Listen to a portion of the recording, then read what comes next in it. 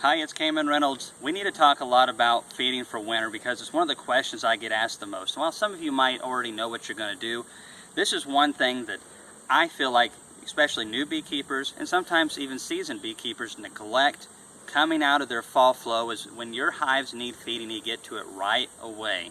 We are at the end of our fall flow. It hasn't been that great. Our big strong colonies produced enough to go through winter, but a lot of our smaller colonies did not.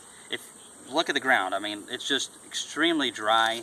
I have not mowed this yard in over a month because I'm afraid I'm going to kill what grass I have left. Now, we have ridgetop soil here, so it's not that special, and I'm not going to irrigate this place. We don't have time for that.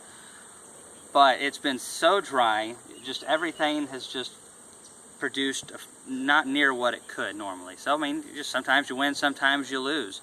This time last year we were breaking records on rainfall. So what do you do about it? Nothing. You just roll with the punches the best that you can, but because of that, our colonies are a little lighter than they need to be. And one of the main questions I get is what ratio of feed do I feed? When do I start feeding in the fall? And we're going to address that a little bit and get into one of these colonies, maybe two of them, and just kind of see what they're looking like. We are on the last week of September, which for those of you who are further north than us, you're already experiencing probably a lot of cold weather, depending on how far north you are. Those of you who are further south, you have a little bit more time, but if your bees need feed, get it on them. Now, we're going to be doing a video very soon on how to condense some sugar syrup down into a honey-like consistency. It takes a lot of work on your part, but it takes very little work on the bees' part. You can also use this for making queen candy. You can also use this for making pollen patties. It's very similar to basically honey in the consistency. It's the same moisture content, all that stuff. So the bees don't have to do any work. Basically, they take it, they stick it in a cell. So it saves them a lot of time, but you're going to have to do a lot of work to get to that point. And you don't have to feed that, but if you want it for any reason, we're going to show you how to do it in a video that'll be coming up here in just a little while. Next couple days, if we can get it up. So what we need to see in these colonies is how much feed they have. There's a little bit of goldenrod and aster, but not a whole lot, and it's just so dry. We need rain so bad. We've had half an inch of rain, maybe in the last 2.5 months. All right, so this is our package versus new challenge. Also, notice all those dead bees in front of that colony. Several of our large colonies, most of them have a pile of dead bees at the entrance. This is very normal for this time of the year, especially when you have a drought conditions like this. And we're going to start feeding pollen patties too as well on our little colonies because they need all the help they can get to get a nice, big, healthy cluster. They're still brooding here. Now, maybe for those of you who are way up north and your bees are already shutting down, it might be past that point. But we're going to be giving them some pollen patties. Even though we have a little bit of pollen coming in, it's not as diverse as it needs to be. I don't think it's quite as much as it needs to be. Our bigger colonies, we're not seeing any difference really in brood production because they have socked away a lot of bee bread. There's just frames full of bee bread. Very normal for a large colony. The little colonies, though, oftentimes get neglected because you look at some of your big colonies and you're like, all right, the bees are doing good. Your little colonies need some help. And if you give it to them, they're going to come out of winter bigger and stronger. Also, hopefully you've got your mites already knocked down a pretty good bit. We'll try to focus on that a little bit more next year. We'll also be talking about that. Talk about that a little bit this winter. Let's get into this colony. All right, this is one of the splits we made from our nucleus colonies over there. You see the small hive beetles in the corners. Alright, let's get a little smoke in here. Probably need to get some fuel in this thing. Not much smoke left in it. Shake it up a little bit. That helped a little bit. It's best if you don't make a pop like that. If you take your time and you were to hold this going up with the hive tool, it would decrease or eliminate that popping sound, which on aggressive bees is very important. This is still what I would consider a smallish sized hive, so they're typically less aggressive, especially from queens that are our own. But it's still a good practice not to do that anyways. I go through so many hives, and sometimes I'm going through them so quickly, I just don't do that. But if you're going to be feeding your bees, and they might need it, this hive needs some feed, because we really don't have a whole lot of nectar coming in. There's a little bit, but we'll want to be feeding 2 to 1 because we're wanting to put on weight. All right, you see a lot of bee bread down in there. I can smell a little bit of goldenrod. You can see some shiny nectar up in here. We're going to talk here in a second about getting this colony to winter weight size, and what do we expect to overwinter a colony here. One thing we'll also try to talk about soon is insulating colonies. We don't do a whole lot of that here. I really haven't done a whole lot of it. I'm going to be experimenting with that a little bit more this year. I see advantages and disadvantages with it. Alright, so we have a little bit of feed over here. We have nothing over here. I want that frame full of feed. So if we had a great flow, there would definitely be food on that side by now. They're just this fall flow was not very good. Alright, we got a lot of bee bread over here. We got a little bit of eggs and some of the empty cells. You can see nectar up in here. That's good, but that's not enough to go through winter on for sure. A lot more bee bread over here.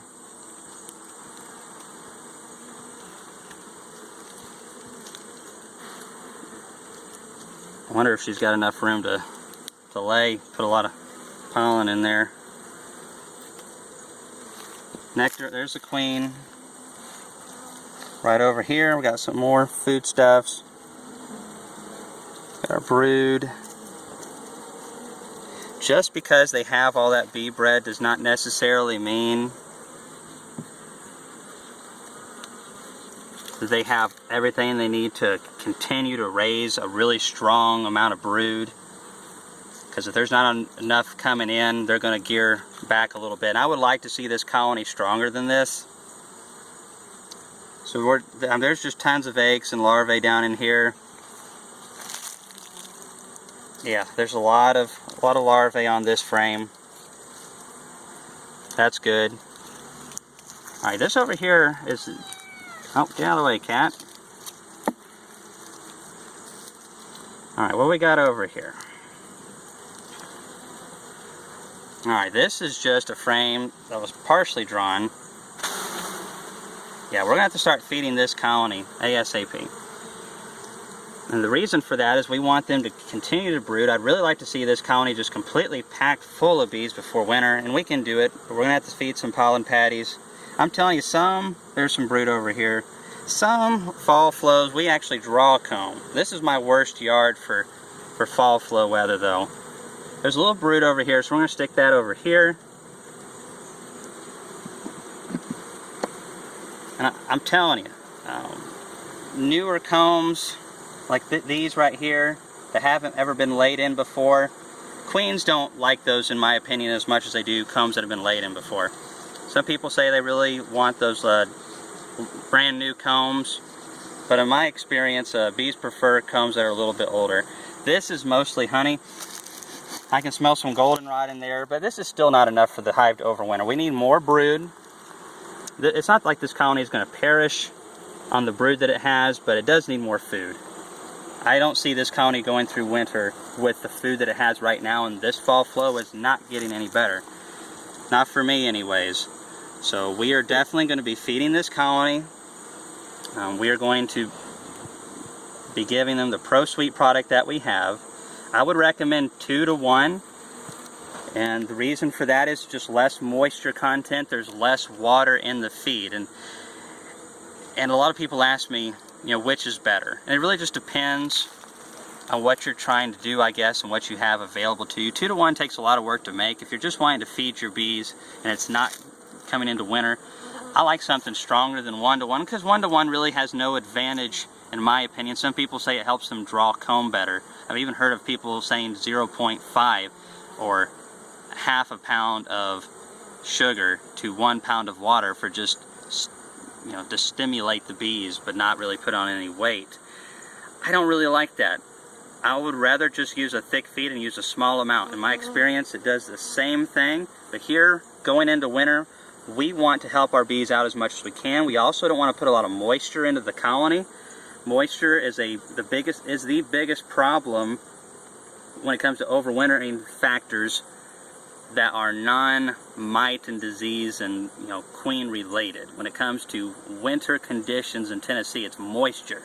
It's not cold weather. We don't have weather here in Tennessee that kills bees. I hear a lot of that. I don't know why that information is still circulating around. It does not get cold enough here in Tennessee in winter to kill your bees. Your bees are either not big enough, they're not healthy enough, have too much varroa mites on them, which is more common than it is not, especially for those who don't understand just how quickly they reproduce and how devastating they are going through winter. And then on top of that, we've got to make sure that our colonies have plenty of food. Plenty of food contact. They need to be able to get a hold of that. They need to be able to keep that cluster warm, and the only way they can do that is with their fuel, which is honey, or a sugar syrup substitute. So we're going to take this feeder rim off. There's no reason for it right now. We're going to be talking about insulation. We're going to be talking about mixing thicker feeds. We're going to be putting some feed into this one because we need those frames filled out. So what do I want to see before we go into winter? I want to see this colony right here with at least 5 frames that are nothing but honey or sugar syrup. Now we have colonies that are doubles that are just packed with food. They are just, the top box is nothing but food. Cat, you're going to get stung up there. And they're just solid foodstuffs. And they're just in much better shape. But if you're seeing dead bees at your entrances, that's pretty common this time of the year. They're kicking out drones, starting to on some of the smaller colonies.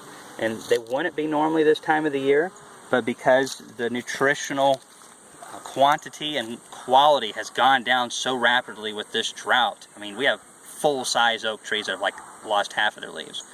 So, I mean, you just got to take it how it comes. Well, I want 5 full frames at least of capped food in that colony minimum that are just nothing but that. And then all the other frames will have brood in them. They'll have a ring of honey above them, and that'll be really good.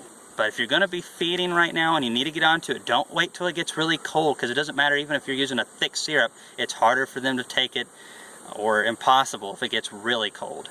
So just watch out for that. There's other methods that we'll be talking about, whether it's mountain camp sugar, fondant, making your own. It's like my son Jimmy, just won't listen. Anyways, if you have any comments or questions, leave them below. Thanks for watching our videos.